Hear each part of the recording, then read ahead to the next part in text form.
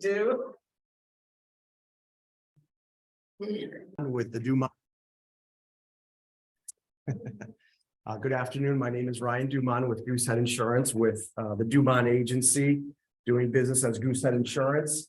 I always joke that we're the fastest growing insurance company that you've never heard of. So we just started in Connecticut about 4 years ago. I was the second agent to open up a business.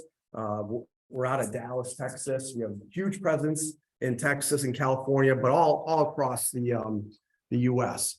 So I focus on residential, home and auto insurance. I work with a lot of lenders or some realtors, really focus on making your life easier for home insurance. I also offer flood insurance. So government flood or private flood is usually a hot topic.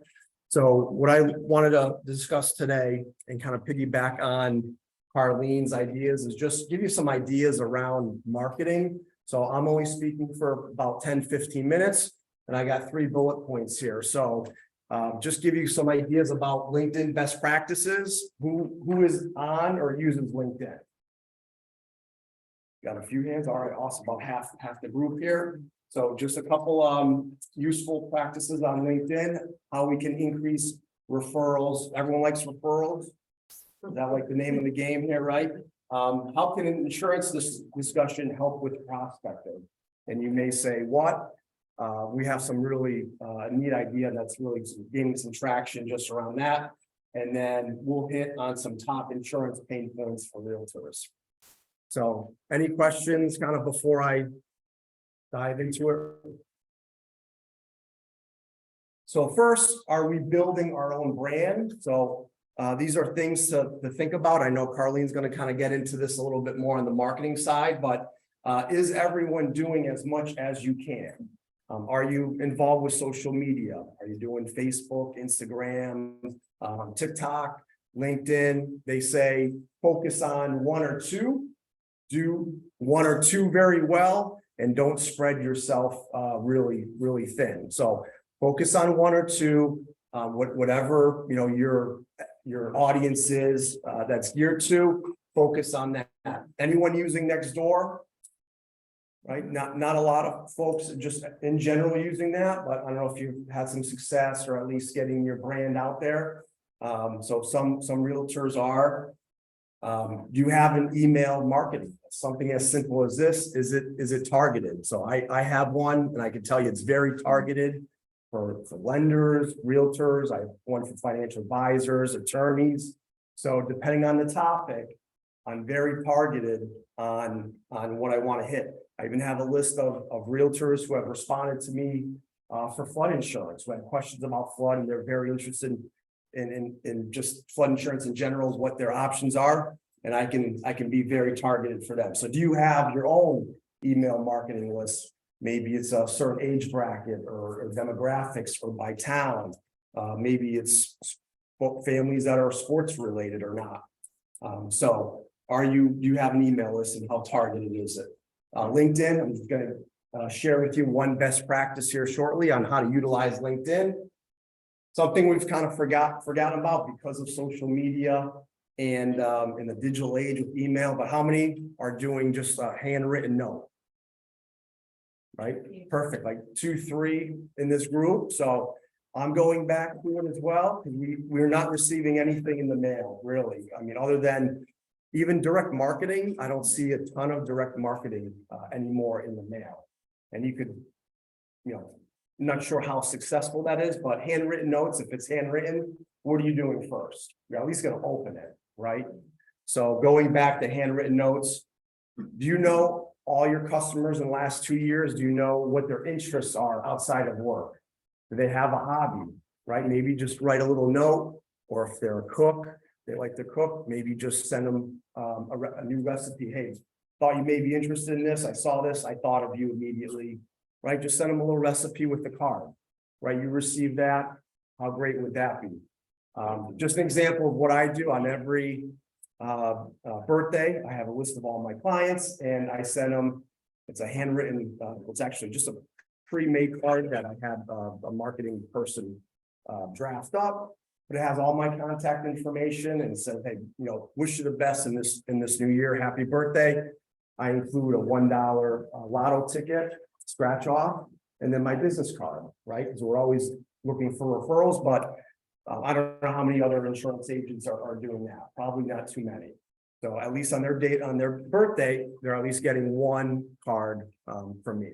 And I know for my birthday, I don't, other than my mother, I don't get any birthday cards. So hopefully the idea is to be in front of them, right? Continue to build up your brand, just to bombard them all the time nicely, obviously. So tell us when your birthday is, Will. January 11th. January 11th. Remember, I'll give you my address. Thank you. I love getting cards. Just inviting someone for coffee, lunch, right? Hey, I'm sure everyone's in a network group, but we always encourage doing a one-on-one, right? You learn a lot more about that individual just over a coffee or having lunch. Hey, who do you know that may be moving or, coming into the state, right? Selling or buying. So you just learn a little bit more about that person, and great opportunity for you, again, just to be in front of them and ask, who do you know buying, selling, your neighbors, they're looking to move.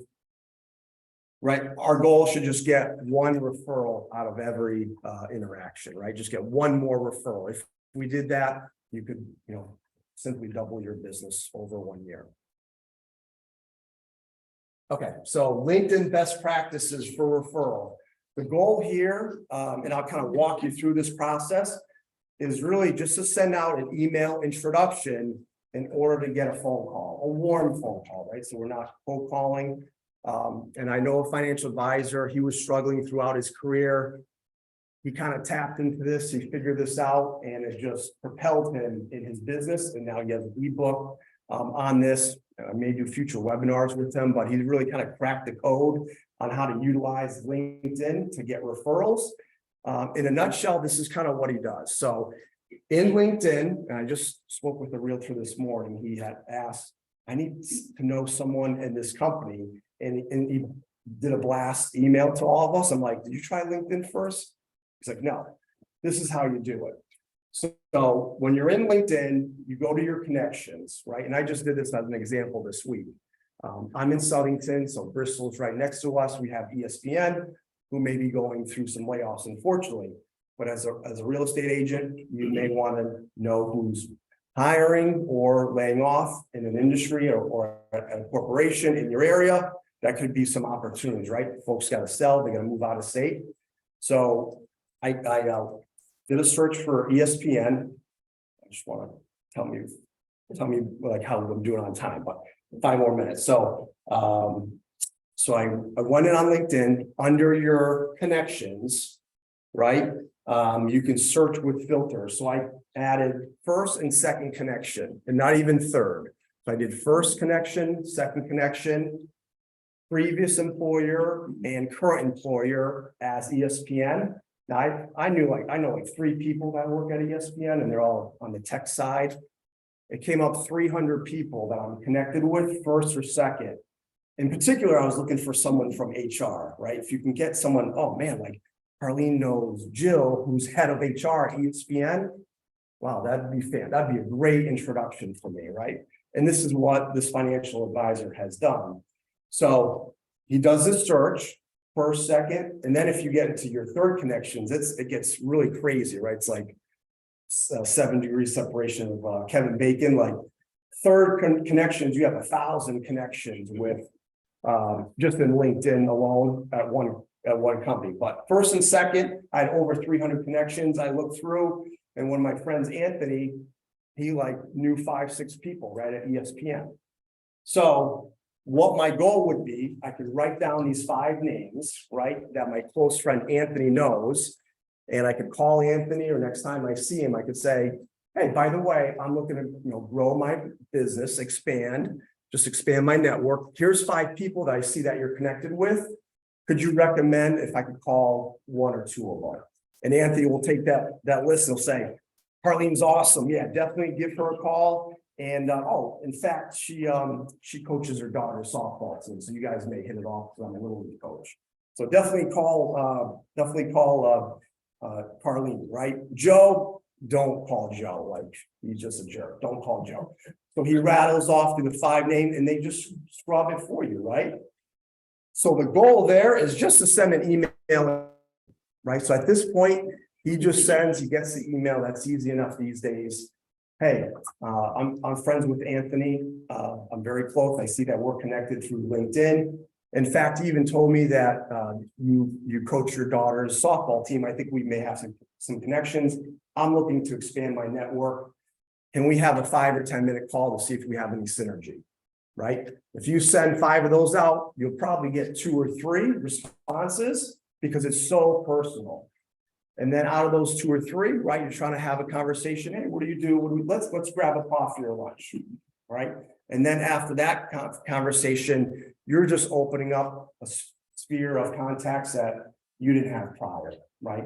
If you can get into an HR at a corporation, I know many people in different industries, right? That can just change your year, right? Think of all the referrals. Hey, yeah, we're having layoffs, and you bring such value to a person that's either, has to buy or sell in the area, that you could really relate, that value to that person.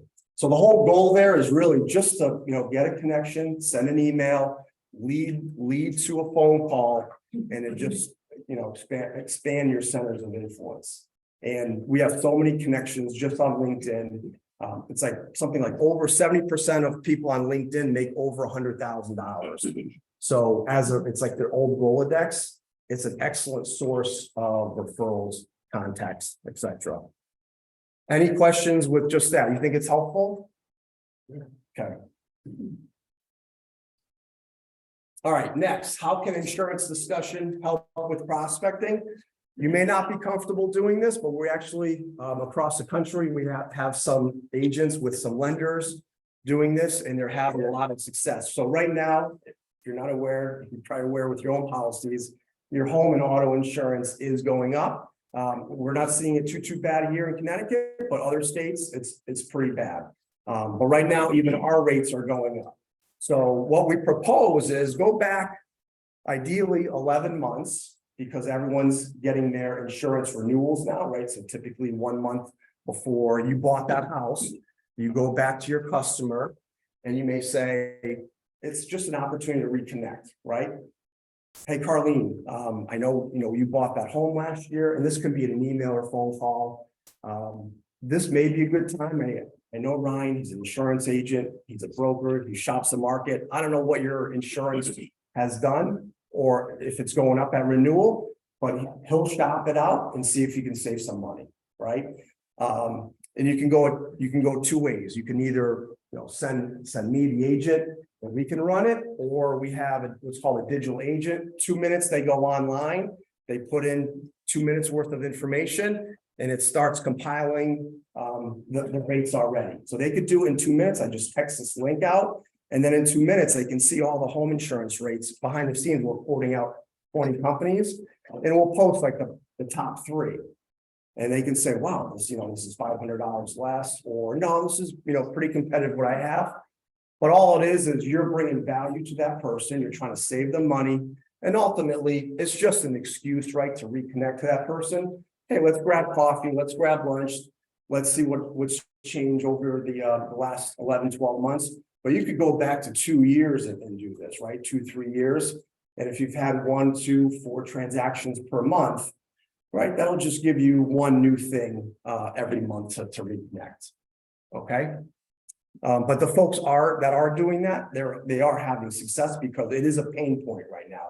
All of our insurance is going up. It is a pain point, and who doesn't want to save money? I'll add to that too. I had an insurance agent, and 2 years in a row, my policy just went up. Never a phone call, never anything from them. Ryan is the exact opposite. I'm like, well, why weren't you shot? Why do I have to call you and ask you what you can do for me when you already have my policy? Why aren't you doing that and giving that to me up front? So there's a lot of opportunity there for you guys to be heroes and say, like, I connected you. I want to connect you with Ryan because it is minutes, right? It's minutes. Just a few minutes. What I usually do is say, like, do you mind if I, when I have a new buyer and they send me a policy, and I've already tried to connect them to Ryan, but I said, do you mind? Let me just send your policy over to Ryan. What was one we had recently that you saved her? Yeah, probably like, and it was more so on the auto rates, not just like this gimmick that you see the commercials. The top insurance companies, they want home and auto, they want a bundle, you make a better customer if you have two lines of business, so it's like the Progressive commercials with Flow, they want a bundle. So I think I saved her like $1,000, it was like 12 or 1,400 on the auto, which paid for her first year's premium for the home policy. So I basically just savings, I paid her for the first home policy. And it doesn't take any more work for that person. It's just a few more parts of information. I shop out the auto. And if I come out more, then we just look at the home. If it works out better, I'm not, we don't hard close here. If it works out better, it works out better. And I let them make the decision. So thank you for that. All right, and then lastly here, just some hot topics for real estate agents. So these are pain points. I'm not going to go through it because literally I can go through it 15-20 minutes, and then I do get a ton of questions every time. So if you take a look at this flyer right here, this is a great, I can send you the PDF. If you make folders for your buyers, throw this in there. I need to throw my QR code on here, but these are like the main topics that, you should, if you're doing a walkthrough, you should be answering after with your buyer afterwards. So I can tell you the main pain points right now as it relates to insurance. We're in what's called a hard insurance market, and we haven't really experienced this in over 40 years. So what that means is that the insurance companies are really strict on underwriting. So they're looking at roof age, right? They can do satellite imaging and look right down on the roofs. They want to know the age of the furnace, and if there's just any updates. So it is a very difficult home insurance market right now, but that's why I'm an independent broker, because I have a bag of golf clubs, right? I just don't have one golf club, right? We can shop the market. But the pain points here, take a look at the roof. You should see if you think it's on its last leg or not, or if it's been updated in the last few years. So most insurance companies, the preferred companies like a Travelers, Nationwide, National General, they're not accepting roofs older than 20 years. Okay, typically it was 25 to 30. Right now, after 20, that's it. They don't want that risk because they know something's potentially going to happen and they don't want to pay a 20 grand roof. So right now, roof age is a hot topic. Take a look at the furnace, right? If it's natural gas, you probably have a good 30 years of lifespan on natural gas. Oil, if it's an oil furnace, they don't want to touch anything that's older than 20 years.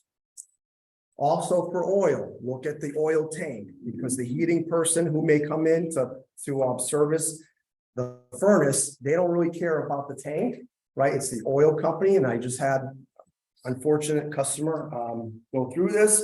She just filled up the oil tank and went away for the weekend. It rusted and exploded.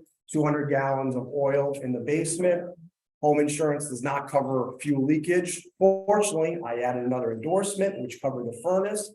So we actually got some money for her and almost about equaled out, but typically they're not covering for fuel oil spill. So get the oil tank and all the connections inspected. It's typically separate from the furnace. So furnaces, oil tanks, and then anyone have a question? Is there a rider that someone can get for oil? Yeah, right now, it's a great question. Progressive is pretty much the only company that has a rider that'll cover fuel leakage, and it's only up to a certain amount.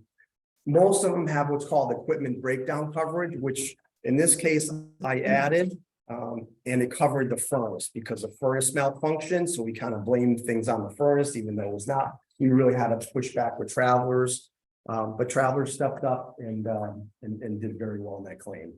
A great question. Usually not, but like Progressive, an example. That's right now the only one. So what if you've already had your insurance for some years and your roof is aging at that time? Yeah, you're like grandfathered in. Yeah, unless they, so insurance companies now, they really never used to do this. Now they're coming out even at renewals or every couple of years, and they are doing inspection. There's so much technology now, they don't really even have to come out, but they may non-renew you or jack up your premium if they don't like that risk. But they could non-renew you. But once you're there, they know the age of the furnace and then they're comfortable with that. Age of the roof and they're comfortable with that risk. Great question. And I'll be around after too if there's any very specific questions. Excuse me, are you gonna go through all the bullets? No, not all this thing. I could do a 30-minute. No, the reason why. Oh, I want to. is there a- Ask you about it. Go ahead, go ahead. The dog. insurance. Dog, yeah, yeah, so great question for dogs.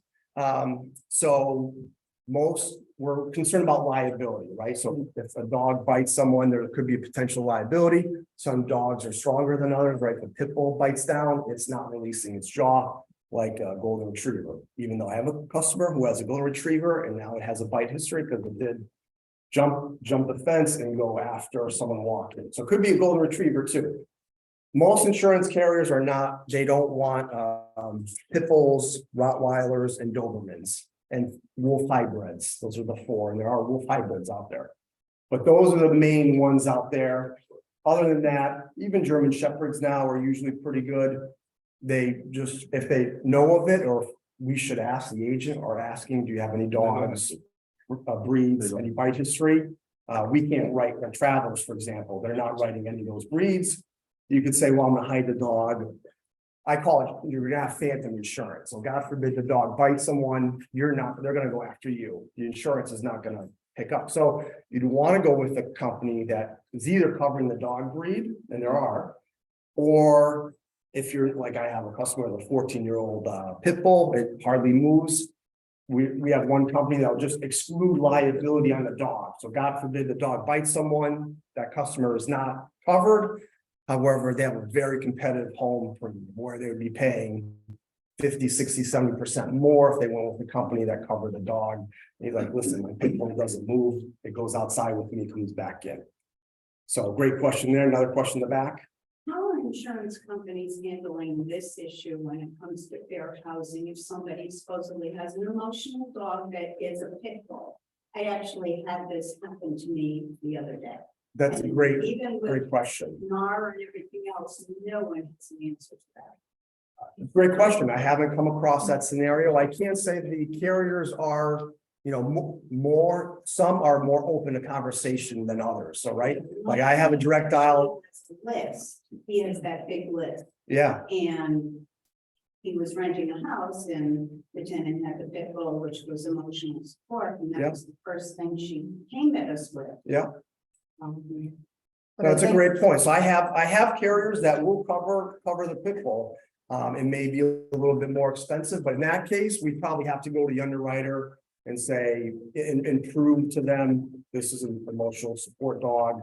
And they may need some documentation, but some carriers, like we have a direct line to their underwriting and we can have that conversation. But definitely one-off situations, that's when I have to call the underwriter and have those conversations. But that's a great point, great question. It also seems that that's more in a rental situation, right, where you're No, actually. there's a lot of people that buy a house and they have pit bulls and. Well, right, but not called an emotional support dog. I mean, that seems to me when you're talking about people bringing in animals and trying to distinguish, whether it's some sort of discriminatory.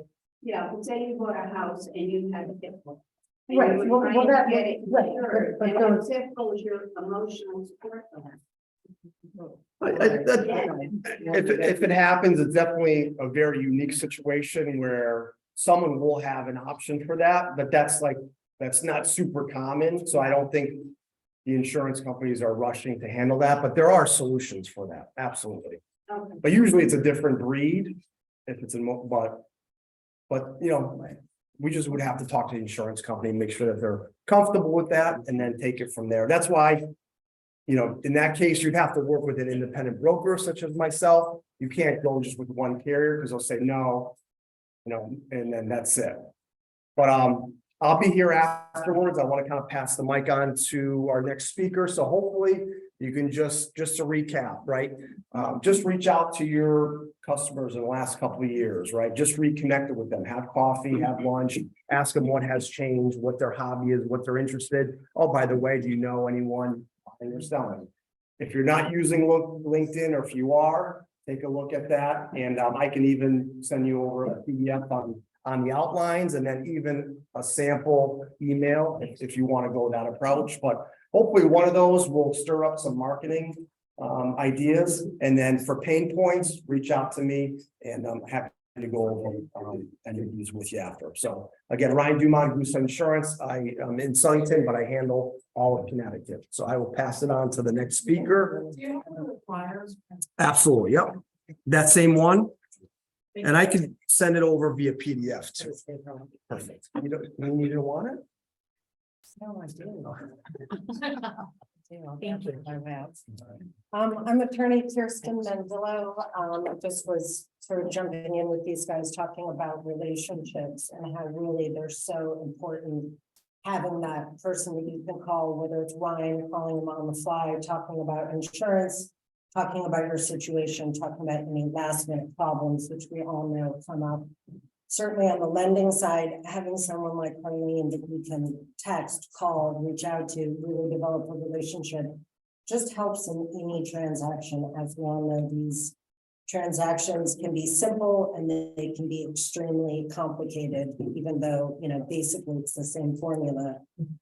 Every time they can really change and be different, and the nuances can be very small, but really create big differences. And I think that when people have relationships and really know the people that they're involved with in a transaction, it just helps everyone, because you can have a quote unquote secret that, you know, people are wrestling with, but you can really have confidence going to somebody in working and problem solving and really creating a solution and getting through the complicated times. I mean, Carlene and I have worked together and been through quite a few things where if I didn't know the lender, you know, you can't say certain things. You couldn't be honest about certain realities that are either happening or have happened or been said.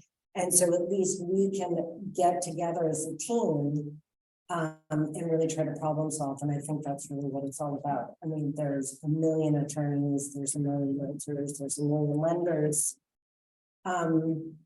But I think really not only going out and finding the people that you're going to be representing, but also finding your team and really cultivating that relationship is so important. And I think even for me, I mean, I gravitate towards people who are kind, who are, you know, who are educated, who spend time educating themselves and know the products, you know. Going to somebody like Ryan and, for example, the question about the dog, and really having somebody to go to and talk it through and figure out, and what's the solution here, is just invaluable. And certainly when I work with realtors who I don't have any relationship with, or who can be, you know, hard-edged or not really interested in a solution, you know, when everyone's just sort of carrying their piece as it is, and then going, okay, well, now it's you, now it's on you. That doesn't really create a solution and doesn't really help your client. And many times, people that I've spent time cultivating relationships with, we all work together. What's the mortgage contingency? What's the inspections? Where are we? What do we need? You know, we don't view it as this is my role, that's your role, that's her role. We sort of come together, and it's really it's really a group effort in getting the you know, transaction to close. And I think your clients see that too. I mean, I think your clients can really, you know, understand the value add and people really having good, decent relationships. I have two offices. I have one in Manchester and one in New Haven. I literally go all over the state. I have other attorneys' offices that I use in Old Saybrook and down on the shoreline out in Fairfield. And, you know, I've spent a lot of time. I went out on my own in 2003. I graduated law school in 2000. But I went out on my own very impetuously, not really having any understanding as to how hard it is and how difficult it is and how many other attorneys there are and other realtors and people in this industry. But I've really tried to take the time to cultivate relationships with people. And I mean, you know, I have yet to really engage with Ryan, but since his presentation, I'm really interested, and I'm going to go and talk to him and you know, having somebody that you can text and call and be like, this, help, I need, you know, can you send me over the binder, can you fax it to me? It is invaluable in the transaction, and I think everyone feels that, and even when you're having problems, I mean, we've all had those problems, but coming together and creating a solution and figuring it out, whether it's giving somebody a credit or pitching in to get the solution done. You know, I don't look at a realtor and say, well, you're a realtor, you throw it in. You know, I think actually, Carlene and I have worked a lot together and problem solved, and I think it's just invaluable. There have been a few shaky moments of, let's keep this via text or phone call. Exactly. But when everyone's working to the end of, you know, that successful closing, and in addition to successful closing, happy clients, because happy clients tell about all their friends and family. Right, it's a referral source, and it's a reflection on you and how people, you know, value you and think of you.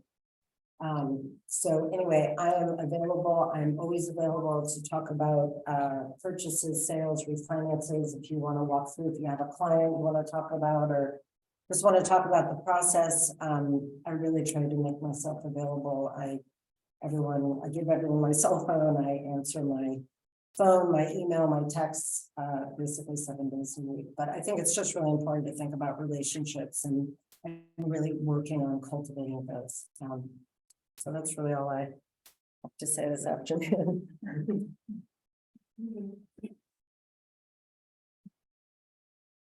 Okay, so this.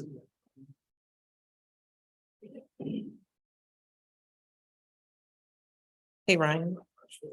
I knew this was going to happen. Is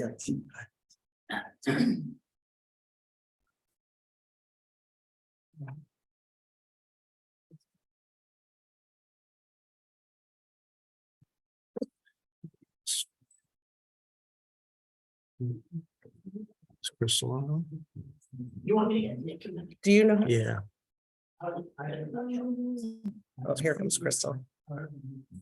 You just gotta switch, select the window on your application that you want to share. And this is why I like in-person things. Share, okay. No, it's sharing online, but not on the screen.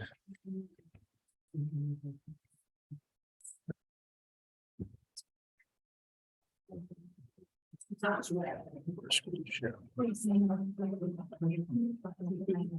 okay. I'll just use my booklet and kind of go along. That's. Or you can start maybe. Yeah, Just go- yeah. go on the side, okay. So I'm Carlene Shannon with Guild Mortgage. Wow, that like. I messed it up, of course. I was with RMS Mortgage for 10 years, and Guild purchased us about 2 years ago, Guild Mortgage, which is a national company. So while I remained with all of my underwriters, my processors, my management, all that support system stayed the same through the transition with Guild, which I'm super happy about. And they just brought us a wealth of products and programs, and being a national company now, I can refer people anywhere in the United States. There it goes. It's like magic. Yes, it is magic. Only press this button, right? Okay. Forward or backward, yeah. So is everybody in the room, have you noticed over the last 6 months, a little bit of the pie shrinking and, you know, the market changing? Probably not in a positive way since last time this year, you know, everybody's a little slower. So everybody that's been doing this, and even if you haven't been doing it that long, definitely feels the pain right now. Myself, a couple of weeks ago, I was like, what do I do for a side hustle? Like, should I get a part-time job in the morning? What am I doing? And as I sat there thinking about these different options, I said, you know what?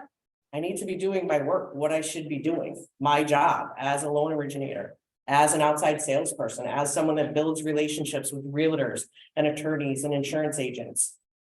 What is my calendar filled with every week? So I started looking at that and truly just jam packing it so that I'm running 24/7 out on the road all the time. And in that, you know, in between that time, handling referrals from great agents and doing my daily job, but also building those relationships that will hopefully someday cultivate more business for all of us.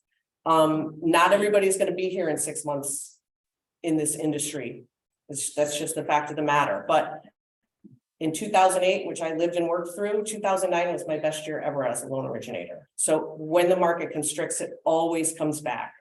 I think staying positive and staying focused on your business, which is, if this is your business, you have to be, even if you're part-time, quote unquote, you have to be full-time real estate. You have to be thinking about it all the time. So my hope is today, just, we're going to go through the slides, and then if you think of something that, write it down and say, okay, that's someone I can reach out to. That's what the purpose of all this is to do, is just to get you to walk away from today with 1 or 2 things that you're going to implement into your day that's hopefully going to build that business for all of us. As Kristen said, it is a team, and when you get happy clients to the closing table, they are more than happy to tell their friends and family, and that's warm referrals for all of us. That's not cold calling, although I'm going to be doing some of that myself. It takes everything. So what are lead sources? Ryan mentioned sphere, you have a sphere of influence. Everyone should know what you do. Are you using Facebook? Are you using marketing? Asking for the business. I'm not good at that. I've been doing this 15 years in sales. I'm very bad at it. I don't ask for the business. I agree with that in one part, but I agree with just building those good relationships, because going back to the old adage, people work with who?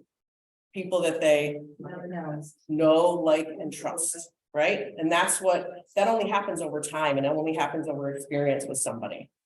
Marketing, I'm a huge social media person. I love Facebook. I know it sounds corny. I do my little videos. I'm just gonna save up a blooper reel one of these days, because there's some good ones. So who are our lead sources? Who in here has like a CRM, or who in here keeps in contact with all your past clients?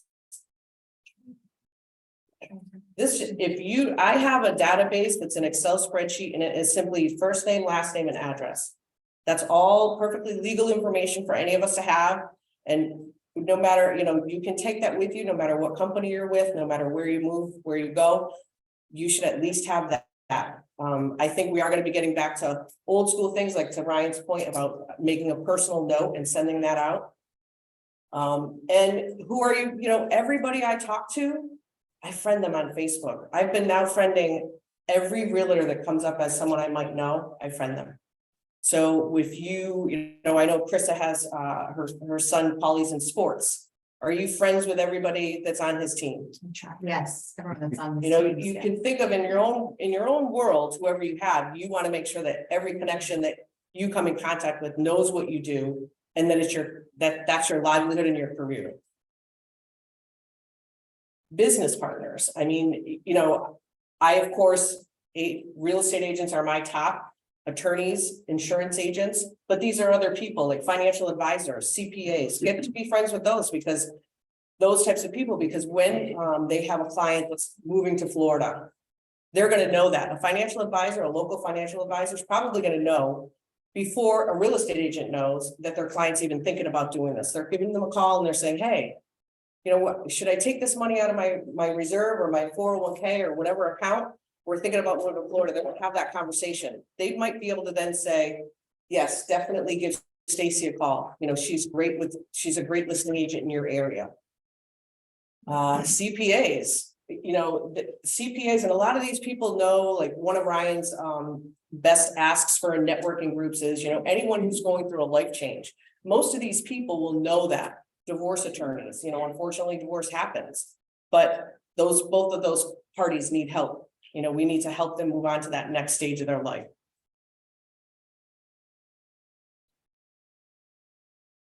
When HOA offices, I've done this with some agents where if there's a condominium association that's not FHA approved, I can help as a lender get that association approved or that management company approved for FHA financing. Leasing agents and apartment complexes, apartments for a lot of people are just a stepping stone into home ownership, right? That's that first step. Some people are renters for life, and that's okay. But if you know anybody that's working at a leasing agent or an apartment complex, and that's all public information as well. These old mailers with, you're a local person showing your face, that's going to mean a lot more than You know, these people going out and clicking on Zillow leads, which Zillow, there's a place for that in the world. I've tried them. I've tried a lot of online leads. The best leads I ever get are from people in this room or from people I've worked with before. Reload companies, HR managers, as Ryan was saying, like they might know if, you know, we're downsizing. And now that's an awful time for somebody if they have to sell their house for that reason, but you're helping them do that. You're helping them get the most for their money. They're taking some stress off their plate because that's got to be an awful thing to go through. Does everybody do open houses? There's those, we haven't for a couple of years. I think a lot of what we're talking about today is getting back to the basics of prior to COVID. And if you weren't in the business prior to COVID, you have no clue what these things are. So there is such a thing as marketing time. There's open houses. There's ways to capitalize on that. When you're doing an open house, are you talking to every buyer, even if they're with another agent right now? You want to make a good impression, because I've seen many times. I had a client close last September who went through 4 real estate agents. You wouldn't want her, but I'm just saying that those things, even though you meet them at an open house, and yes, I have a buyer's agent, there's no harm in making it, you know, making yourself available to that person.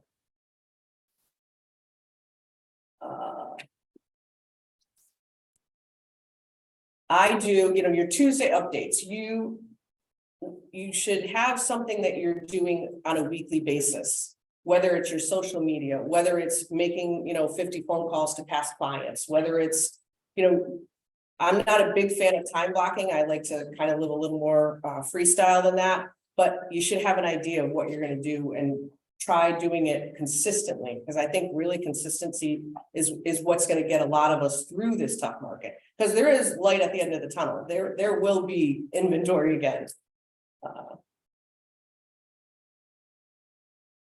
We do a lot of calls at Guild about scripting, and I have some loan officer friends who are like, I don't script.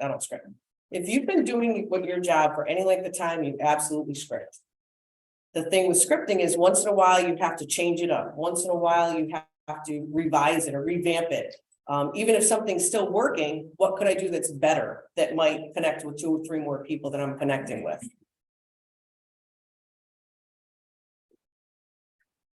These are, and again, these are your takeaway. You're taking those notes home. It's some scripting to do with different things like financial advisors, but as far as scripting goes as well, is practicing that. Like practice it with your kids, practice it with your friends and your other agents in your office.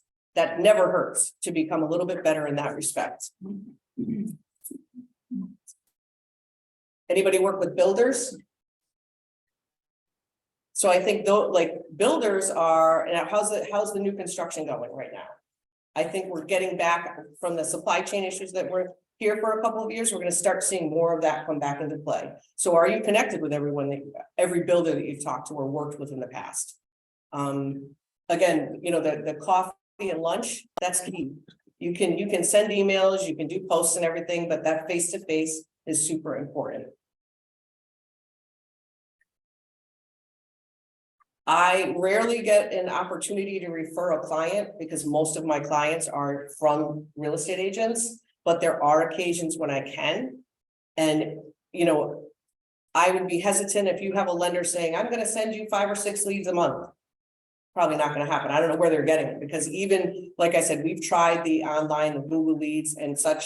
To me, the sphere of influence leads are much better quality and lead to success rather than sifting through 10 or 15 little people that are clicking over the internet. What my experience was with those is either they weren't at all qualified and weren't interested in getting qualified, because I will help somebody, I'll work with them for 2 or 3 years even to get them to that place of home ownership. But the online, I'm just not the biggest fan. So your lenders, how they can help you is, you know, not every lender offers CHFA financing with time to own. Not every lender offers bridge financing. Not every lender offers all options for a client. You know, the credit unions are great, banks are great, but they're usually better served by clients that have like 20 to 40% down, excellent credit, you know, where it's kind of a very cookie cutter, great A+ buyer. Is every buyer out there that? and I'll say this, I think with the lack of inventory, if you ever run into a client that's like, I was gonna list, but you know what, I went to my bank and I couldn't get approved. Give me a shot at that client, because I may be able to give them an option that will make them comfortable moving. Maybe they don't need 20% down on their next purchase, maybe they only need 5%, or they need to increase their credit score. I'm gonna help them with that as well. And even just to simplify all of that, I think in my experience working with banks, I'm not a huge fan of that, as you know. Their availability is not there. And I think for me, I mean, obviously your programs are great and all the, but the availability that I get from somebody like you, a private loan Independent originator, lender, so, independent yeah, lender, is far more surpasses, you know, the benefits because of your availability. And not only you, but of Right. course I work with you, so yes, but other lenders as well who are independent. And when you think about like every lead you get today that may be a potential buyer or seller. You know, last year we had a dozen of them, and this year we have 2. So you have to handle those 2 leads. They are gold right now, right? So you have to make sure that whoever they're with is, you know, whoever their lender is, whoever their attorney is really engaged in that team effort of getting that person across the finish line as quickly and painlessly as possible. An agent that I've just started working with, he said, you know, when I get somebody with a pre-approval from, I'm going to use guaranteed rate or something that's not, you know, local, that there's not a local presence or a person that they're working with, he'll say to them, all right, let's call your lender, and he'll call and gets a voicemail or gets an assistant or something. And he goes, well, let's call Carlene and see if she's available. Hi, how can I help you? Vinny, like, what do you got going on today? What do you need? So that's a great tool if you know, again, it's in your best interest to have the best lender on the side of your And buyer. attorney, I mean, she's always available too. Mhm. You're too available, I think, in my opinion, but it's great for me. It's great for me. But I mean, like you, I don't know when you do anything else, but yeah, so I think the availability is huge.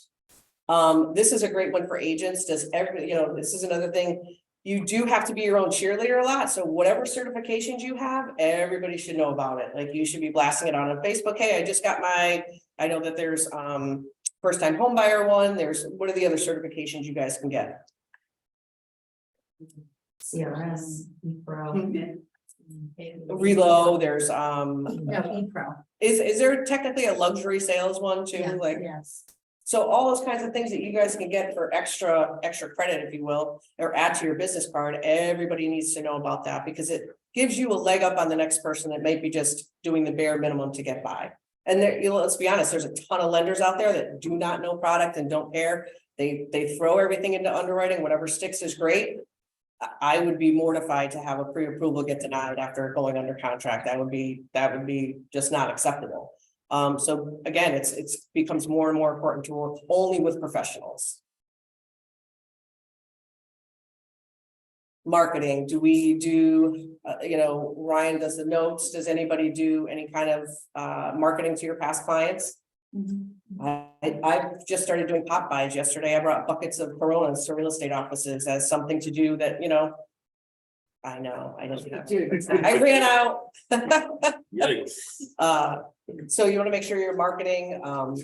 I don't think you can market yourself enough. I think whatever you can do to be out there and visible to people in your neighborhood, in your sphere, in your family is never enough. When I first started getting into the sales side, I had a mentor and he was on the other side of my cubicle listening to me talk to a client. I was previously a processor and an underwriter. And I took this phone call and I hung up the phone and I said, how did I do, Rich? And he's like, oh my God, stop, take your underwriter hat off. Talk to people, find out how you can, why are they moving to the neighborhood? When you become too transactional, when it's just too focused on like getting that transaction, you know what, you might not get it on the first try, but get to know that person a little bit, let them get to know you a little bit. There's a lot of people that don't like putting personal stuff on social media. There's a balance for sure, but what might turn somebody off might also turn somebody, I don't want to say turn them on, but you know, like you might make a connection with somebody. Let's see, what are we, the cost The biggest thing I like about Facebook is it's completely free. I could be on it 8 hours a day and I'm not spending a dime, but I'm reaching out to different people. I'm connecting with different people.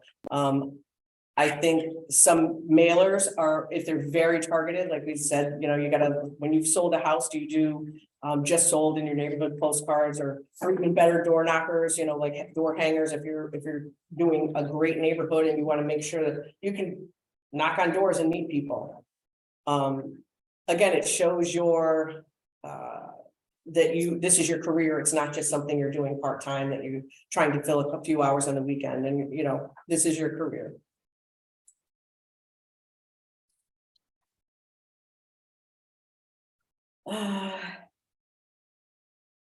I always come back to social media, but I also do some mailers to past clients. We have a CRM.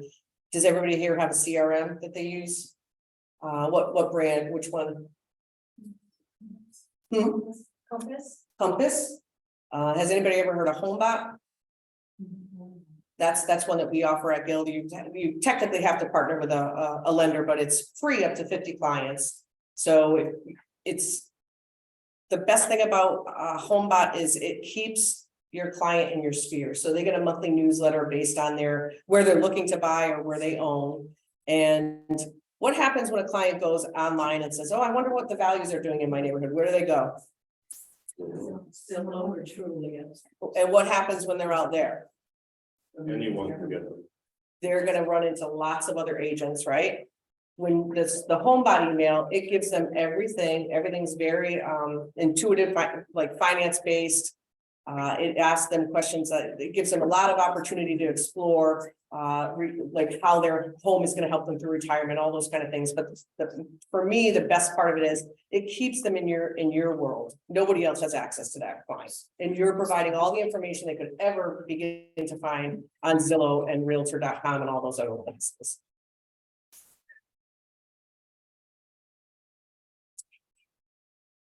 For, you know, in my career, this is a huge one for me. I want to teach agents not to be a mortgage professional. You shouldn't know the mortgage products ins and outs, but you should know what's available and know who the expert is that your client can call.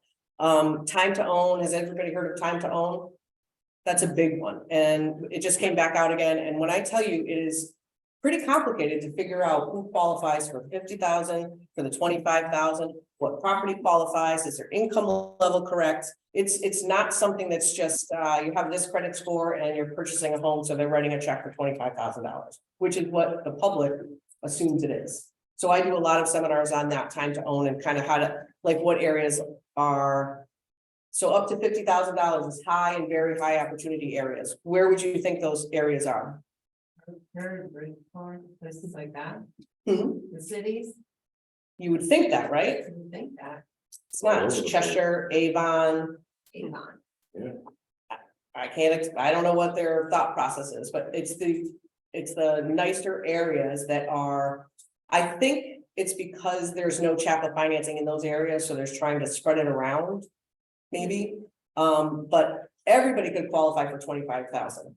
But what people see, what buyers see is, oh no, I'm gonna get $50,000, it's gonna be forgiven after 10 years. This is a great program. Sign me up, I want to go look at houses. And that's really not how it works. Is it a great program for those that qualify? Of course. Does it get you that initial conversation with the client? But then your next question should be, well, where are you looking to buy? Because in their mind, if they're thinking they're getting 50 and they're really not getting that 50, maybe they're not an actual buyer just yet. Or maybe there's other programs available for them. But, you know, education is a big part of what I do with agents and buyers and just anyone.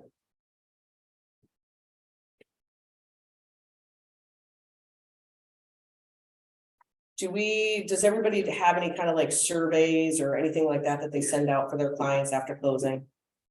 A service that does that. And what do you do with those surveys? Post to our website. Hmm? Post to the website, and I also make it social media.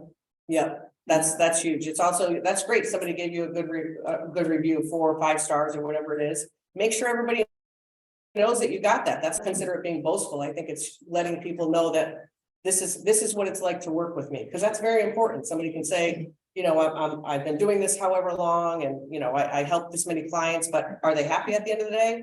People want to see, and when you're talking with potential clients, hey, did you check out my reviews on my social media page or my, wherever you're gonna post those? Make sure you send them there. I mean, it's not a normal part of our conversation, but it should be because it just solidifies you more with that client.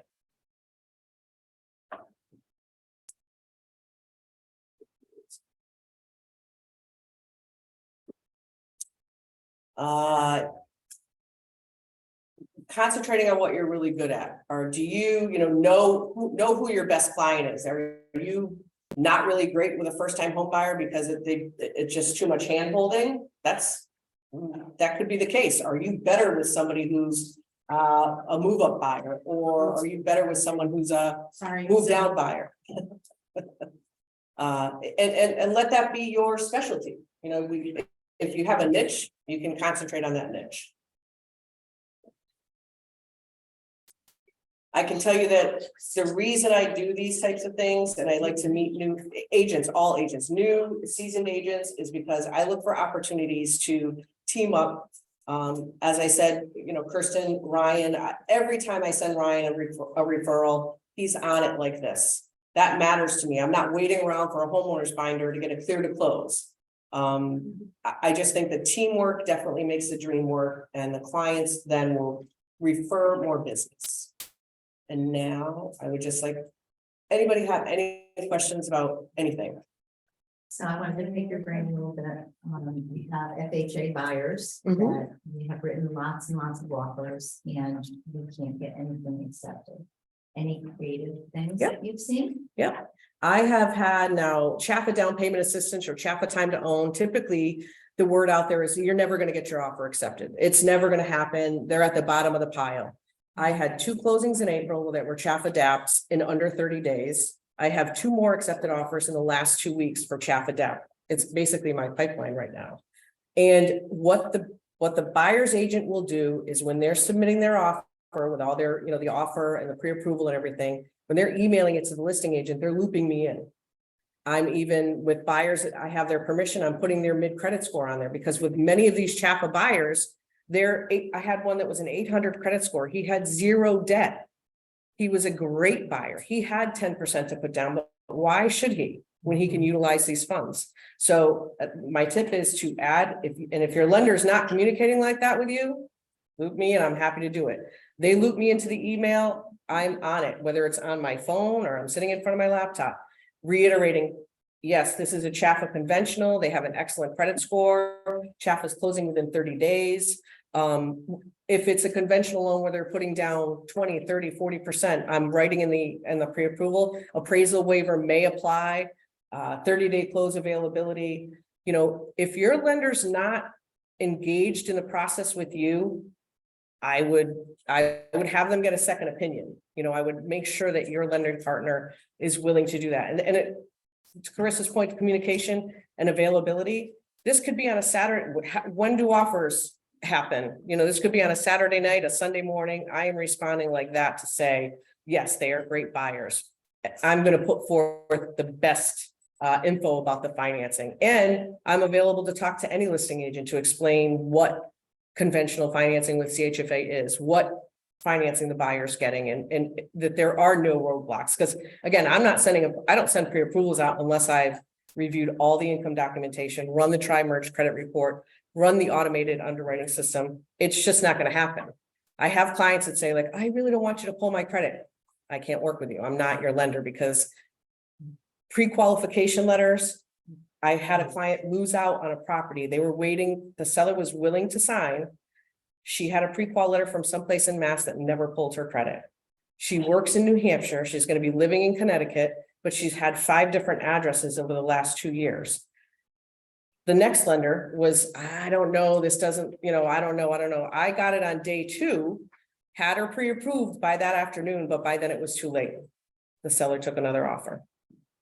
So I just think as we move through this difficult time in our industry, it's so important to make sure that everybody involved in the transaction is at the top of their game. You guys can't control the listing agent, you can't control the other agent. If you're the listing agent, you can't control that piece of it, but whatever's in your control has to be, has to be top.